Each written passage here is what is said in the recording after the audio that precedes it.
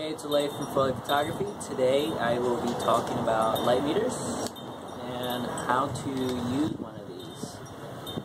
What a light meter does, it determines what your light is going to be like, and it gives you your shutter speed and your aperture. First thing you're going to do is turn on your light meter.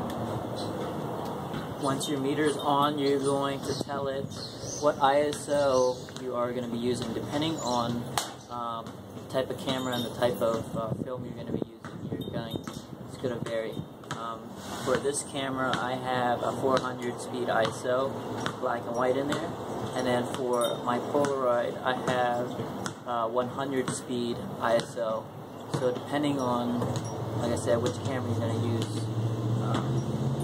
it's going to change.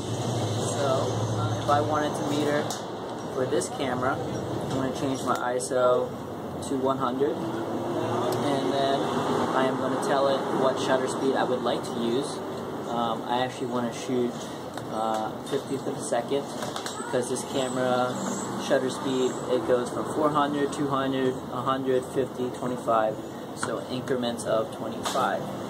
So if right now, from where I'm sitting, if I set this at 100 ISO at 50th of a second, my F number should be at F8, low F8. So depending on the look you're going to go for, that's what you're going to adjust. So you change your shutter speed to 50, and then your F number to an F8. But if you change your ISO to meter for this camera at the same setting other than ISO, if you put in 400 ISO at 50th of a second, you would actually get,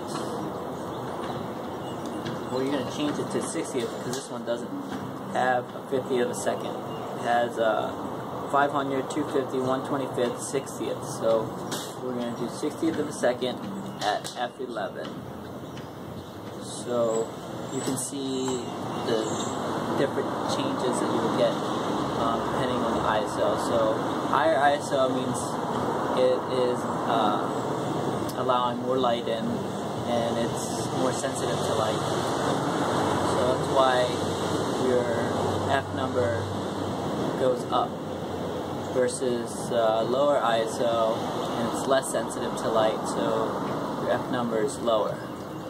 If you have any questions, feel free to shoot me an email at ole@photole.com, or follow me on Instagram, iHeartPhotole.